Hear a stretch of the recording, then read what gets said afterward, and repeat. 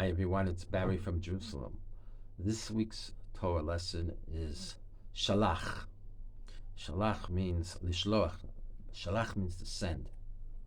So there was debate whether or not they should scout out the land because the Jews were in the process of surveying the land.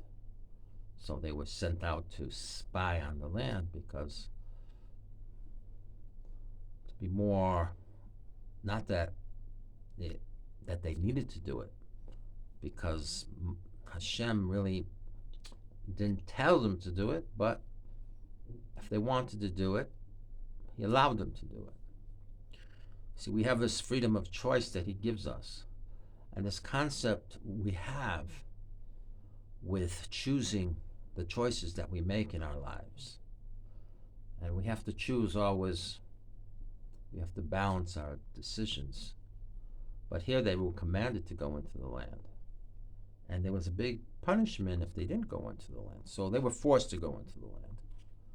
Because after all the experiences and after the revelation, it was time now to fulfill their obligation to settle the land.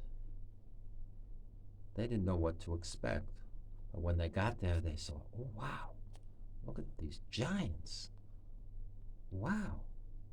And as they went from corner to corner, they sang, oh, look at a lot of these people, they're burying their dead. They're huge, but the land's swallowing its inhabitants. And they recognize us, the Midrash says. They recognize us. We're like grasshoppers to them. We're so small, and they're so mighty. But the land itself is very good. Two of the people said, very, very good. Caleb and Yeshua. Yeshua was the successor of Moses, of Moshe Rabbeinu.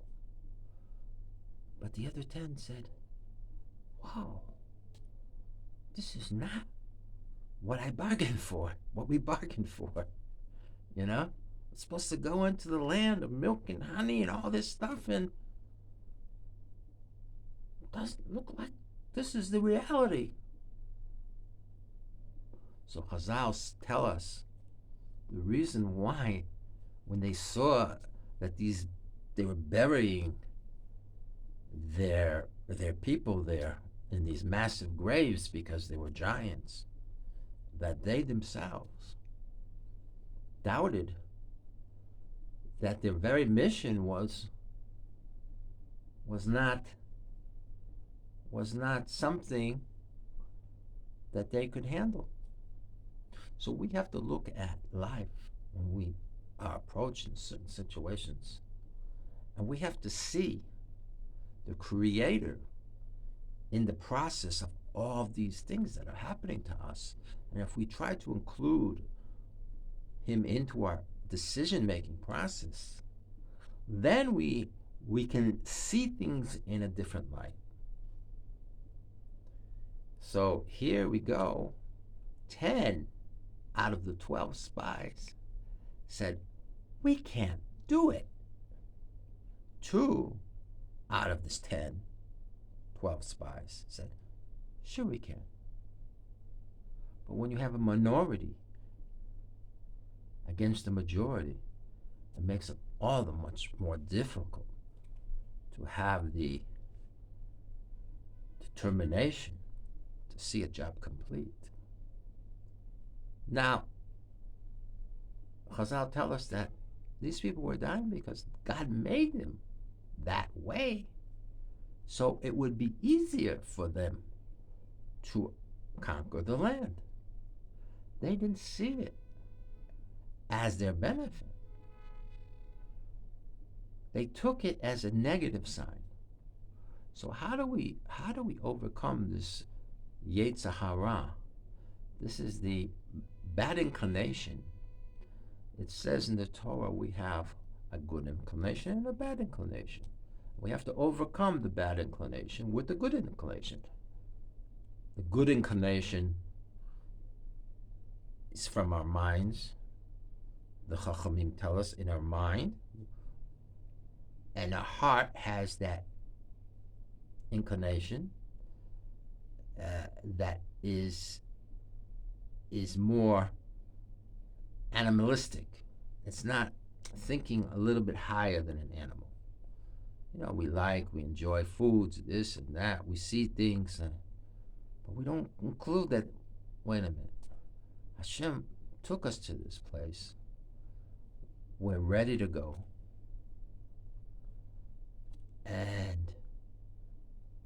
But I don't know if we can do it. He had all the miracles in the desert, all the miracles in Egypt, all the miracles. We just finished the Shavuot holiday, and now we're coming into the next holiday, Tisha B'Av, which is this spying alludes to the Tisha B'Av holiday. Why? Because it was Tisha B'Av on the 9th of Av that these people saw the giants. That was the first day of going into the land. They had 40 days to go into the land. 40 days to spy out the land. They saw the giants. They saw the people dying. They didn't see anything positive. Except for Yeshua and Caleb. They saw. Hashem has our back. What are you thinking about? We can do it. So they brought back the report, a negative report. And what was the negative report? We're crying. It's going to be too hard for us. We don't have the self-confidence required. Even though we have Hashem, the Creator has our back. And our Creator has told us to go. And our Creator took us out of Egypt to be His people. But we say, we're just not ready. With all the miracles, the food in the desert, everything. All the enemies destroyed after Egypt, the Egypt experience. Receiving the Torah. And how? 10 Commandments. And now, we are connected to this land that I mentioned in last week's parsha, that the land is connected to a sense of holiness, because this is the place where God wanted to dwell with His people. The reason why they had to go and conquer these nations, because these nations were barbaric in many of their behaviors, like child sacrifice, like doing all these crazy idol worship. And God has a specific connection with the Jewish people that said, no, you are my chosen people. I chose you. You need to choose me and not express any doubt or concern, because doubt is the opposite of faith. We know this in Gematria, that doubt is safek. When you doubt something, you're fearful. You're not sure. You're not certain. You don't have that right path to walk. But when you have emunah, when you have faith, you have a place to walk. You walk in faith. Maraglim. Use the raglaim, which are the legs in Hebrew. Meraglim, to scout out the land, to see what's good, what's not, how to approach everything. And they approached it wrong, because Hashem had their back. And we, the Jewish people, it was decreed. We know that there's reward and punishment as a result of receiving the Torah, the 10 Commandments, which was 613, as I mentioned in previous videos. This is a judgment call. Listen, my people. It can't be this way. You don't merit my land that I want to be with you as a focus for the entire, all the 70 nations. You don't want to be my chosen? You're going to cry on this day that you went into the land, Tisha B'Av? Well, I'll give you something to cry about. It was decreed on Tisha B'Av, on the 9th of Av, which happens every summer, where Jews, after 2,500 years, are still mourning the temple, because it's the rabbi's decree that we have to mourn this day of our great loss of the first temple more than 2,500 years ago, and the second temple by the Romans more than 2,000 years ago, about 2,000 years ago, 70 AD, the second temple was destroyed, and we're still connected to it. And we're saying, why did the temple have to be destroyed? All we had to do was have a positive outlook. All we had to do is follow Hashem's plan.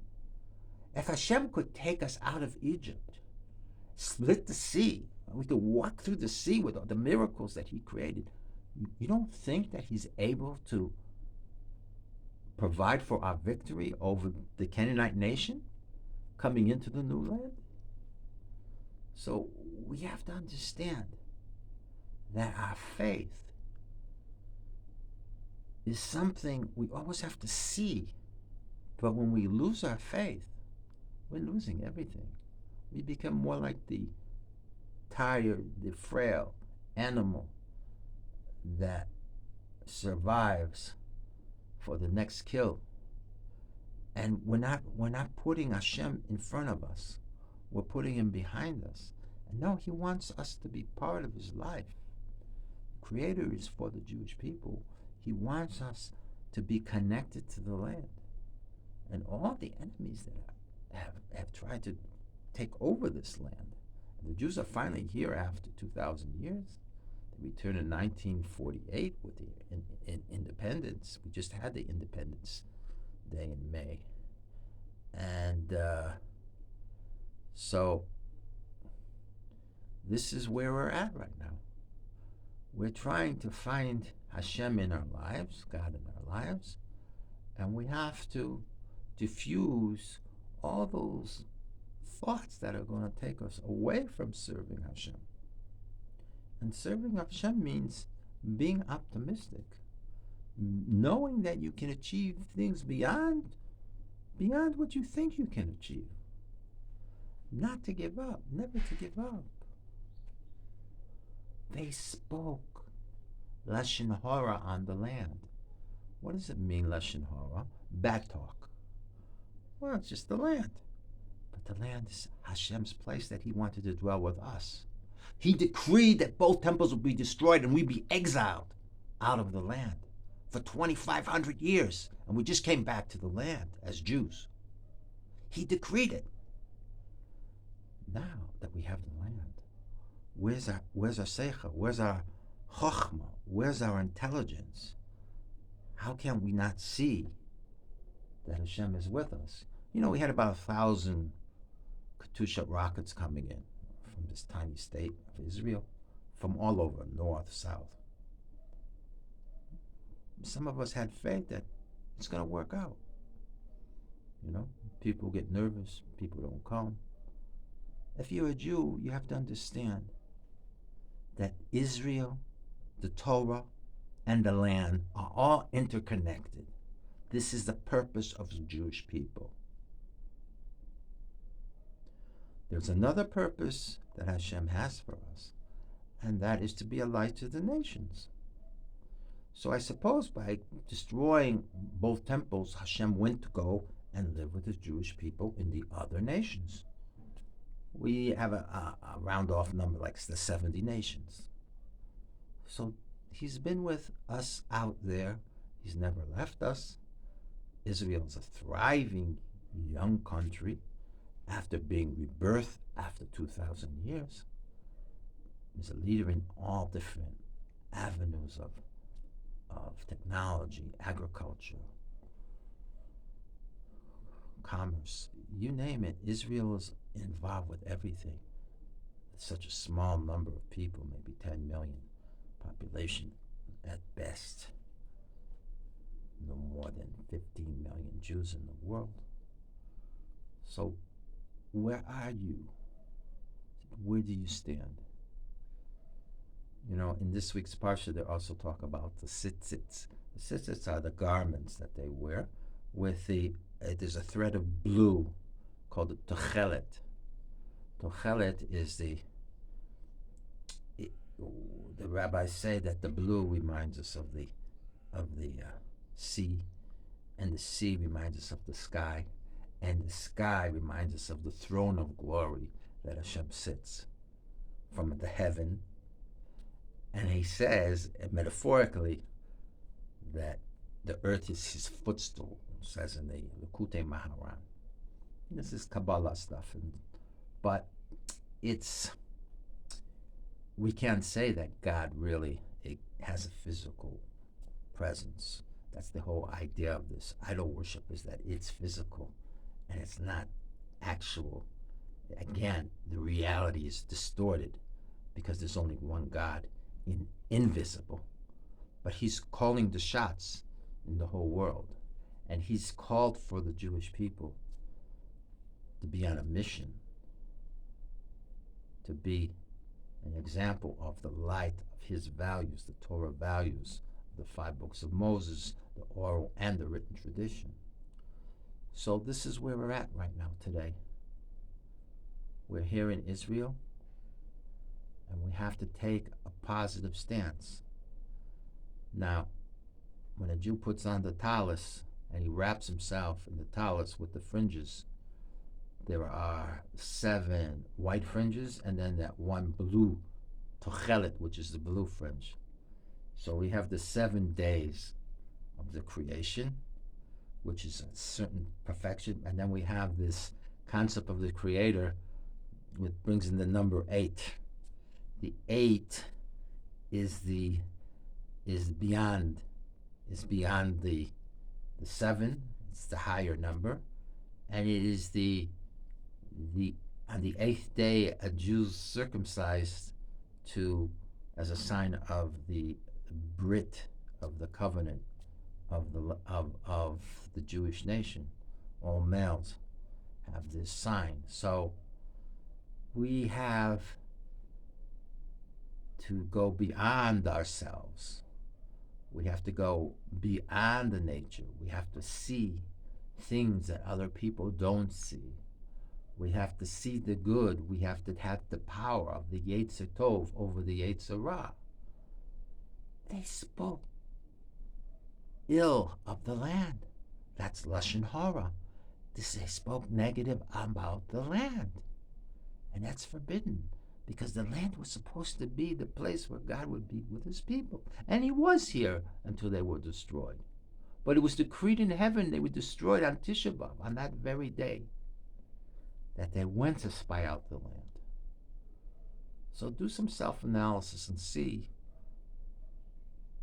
Try to give yourself the benefit of the doubt, because they're not were only lacking faith. They were lacking faith in themselves. If Hashem said you can do it, you can do it. It doesn't take much faith to be a Jew. You just have to do one step at a time. But you can't fall into a trap like the Meraglim. They fell into a trap. They let the Yetzer Hara, the bad inclination, overcome the good inclination that Hashem wanted the blessings for them. And it was only Yeshua and Caleb that says, yes, we can do it. So this is the motivation of this story, is we suffered more than 2,500 years of exile because of this incident as a judgment call on the 9th of Av. Everybody just brushes it over. But no. How we act as Jews, as other nations, how we act with the nations, what we say about Israel, we have to be very careful. The Chofetz Chaim said Lashon Hara, bad talk, affects 3 things. Affects the one speaking it, the one listening to it, and the one you're talking about. But they're talking about the land. They're not even talking about people. This was the punishment for the Jewish people? To be in exile 2,500 years? They say, Yiras Hashem, the fear of God, is the beginning of wisdom. And the wisdom of the Jewish people is the greatest wisdom in this world. Because when you really fully start to understand the way the world works, not with these false gods and these false ideas and these false religions, but we're around, and we're still around, and will always be around. As much as our enemies want to destroy us. So the message I give to you today is be careful with your words. It's very important to be positive, to be grateful, to be thankful, not to destroy a person. The Prophet says when you're talking about that other person, it's like killing him over and over again, the gossip. And that's what we have full on the internet today, is complete gossip about nonsense. And the Torah is trying to teach us, guard your tongue, guard the way you think, give people the benefit of the doubt. Don't go into a land with your eyes closed. Why is it that Caleb and Yeshua saw how good the land was? Why can't the nations of the world see how good the nation of Israel is when there's a disaster anywhere in the world? Israel's there. Earthquakes, this, even in their enemies, they help them. Because the Jewish nation has the heart of the Torah, the heart of Moshe Rabbeinu, who was the great teacher of our tradition. So I leave you with this idea. Wrap yourself, if you're Jewish, in the tzitzis, because this is your guard for Hashem. He guards you with the tzitzis, and when you think of Hashem, and you think of the water, and you see the techeret, the blue techeret, and then you think of the heaven, and you know that there's some greater being in spirit, bigger than you, watching your actions. And if you have the fear of God and the love of God, you'll be careful with your actions. If you think that you yourself is more powerful than the forces that dominate the world, that there's a balance in nature, because God is found in nature. He's above nature. And we, the Jewish people, are products of this start for the Jewish people thousands of years ago. And we're still keeping it. And we still want to connect with the Creator. And we still pass these values on to our children. We don't have any gender identity problems. We don't. So I wish you a good Sabbath, and take this time to do some soul searching.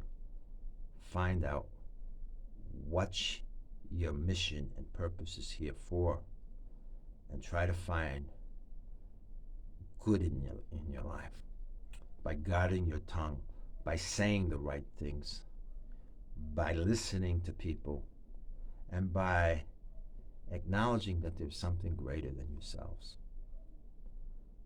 And I wish you all a good Shabbos this Shabbos. Barry from Jerusalem.